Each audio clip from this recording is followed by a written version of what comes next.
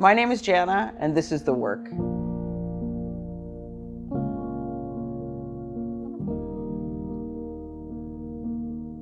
This week on The Work, we sit down with the Reverend Dr. Ron David. Ron is a physician, a former Harvard faculty member, a priest, and a long-time trainer of chaplains. Ron and Jana have a conversation about the gift of clinical pastoral education on their life and the lives of the people they serve. I want to use a metaphor to get to what really moves me about CPE. And you've heard me use that metaphor before. It's essentially work at a jailbreak. That there's a way in which we are, what's a good word for it? We are entrapped in cultural and social narratives that define who we are, though the community of which we are a part knows not who we really are. And CPE is a fabulous pathway for escaping from the prison of those narratives. It is a work in self-awareness, and the word self itself expands from the narcissistic me to the communal us.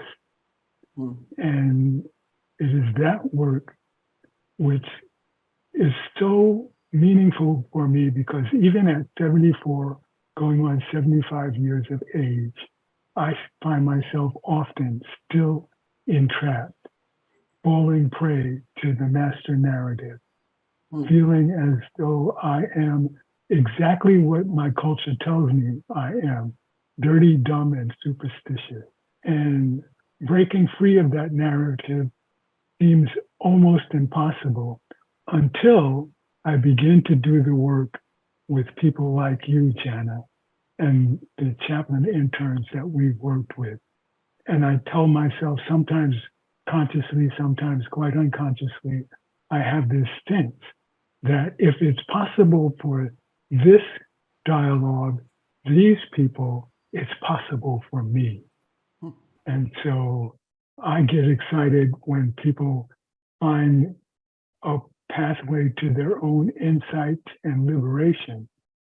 And that's what makes the work so powerful for me. The gift that I learned that CPE was through your radical acceptance in the room of whatever came up. Not permission, right? Like, I didn't have a sense that you would have allowed people to be hostile, but in the CPE cohort, I was like ill-behaved. I like argued with you. I can remember like crushing up a piece of paper and throwing it and like outraged at you. And the whole time your response was, oh, well, yeah, this is just data. This is just information about you, Jana. And in that way, it was this completely new environment, even having had therapy in my lifetime, that I had never experienced.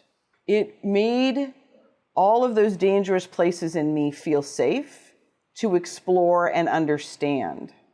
And before we went on camera and started recording, you used the aphorism, if we name it, we can tame it. That's the gift, I think, of CPE that you bestowed on me, that you didn't just tell me that that was true, you showed me that it was true. When you use the word ill-behaved, riotous behavior, I experience as aliveness, just a spark of life. And so it's easy in that context to make space for defining or learning about who you really are. This partner, this fellow interlocutor, is not my image of who she ought to be. She is the person she is destined to be. And I'm excited about learning that. Your excitement is contagious. Our heartbreaks in this work those heartbreaks are, I keep losing the words for this because I think the experience wants to defy simple description so that people come into the work inviting the complexity, the contradictions, the beyond comprehension. And so I think I often resist finding words for this mysterious and fabulous is the word keeps popping up. Delicious is the word I used often in CPE. This work is delicious for all those reasons. Do you have a memory in CPE of tasting that delicious, like, jailbreak, right? You had come from being a doctor in sort of the worst, most toxic environment in Maryland, right? Weren't you in Maryland before you entered seminary? Oh, Washington, D.C. Yeah, D.C., that's right. So was there any part of CPE that you remember having that, like, taste of liberation? I will tell the story of a fellow seminarian. Her name is Jane, and she's retired now. When the first summer between the first and second year in seminary, I was doing my chaplain internship at the National Institutes of Health. And Jane was at the St. Elizabeth Hospital for psychiatric patients in Washington, D.C. And one day on campus after our stint at our various sites, Jane told me the story of her experience with this big African-American woman who was a patient. And Jane herself is really diminutive. She probably weighed no more than 110 pounds, maybe 5'6" tall. And she was in this group session with a number of psychiatric patients, including a very large and imposing African-American woman who was a patient. And Jane says she walks into this group setting for the first time, and she sits down nervous next to this particular patient. And the patient looked at her at one point and said, "What are you doing here, you skinny little bitch?" And Jane said she took a moment. It might have been 5 seconds, but it felt like 5 minutes. And she gathered herself and she said, "You know, you're scaring the shit out of me, but I'm going to stay here with you."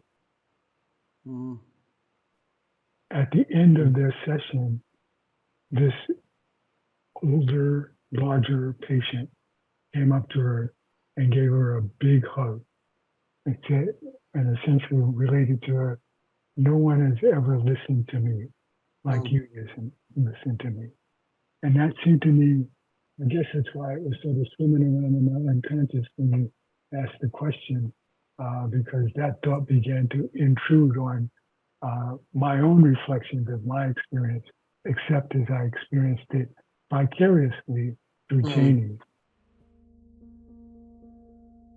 Spiritual care isn't a luxury. It is a vital resource for human flourishing. But robust spiritual care requires resources: human, spiritual, and financial. This is the work.